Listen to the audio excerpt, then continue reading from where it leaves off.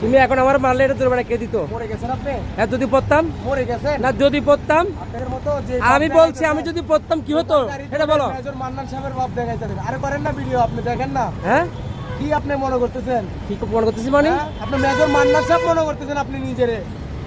ড্রাইভারে কি আচরণটা করলো দেখুন। আজ 15 এপ্রিল শেরশার মোড় থেকে বাইজিৎ গেটে নামার আগে ড্রাইভারকে বললাম যে আমি বাইজিতে নামবো। উনি নিজেও বললো বাইজিতে কে নামবেন? আমি নামবো। আমি নামতেছি, এর ভিতরে সে গাড়িটা যে টানটা দিল, আমি তো পয়রা আমার মাথা দোবাক হয়ে যেত, হাতে দুইটা মোবাইল ছিল, মোবাইল নষ্ট হয়ে যেত।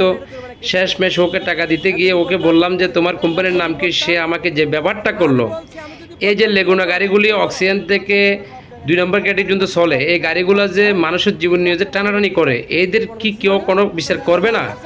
আজ থেকে প্রায় 5-6 মাস আগে আমার ভাইয়ের প্রায় 3-3.5 লাখ টাকা গেছে এরকম একটা গাড়ি মেরে দিয়েছিল 2 নম্বর গেট।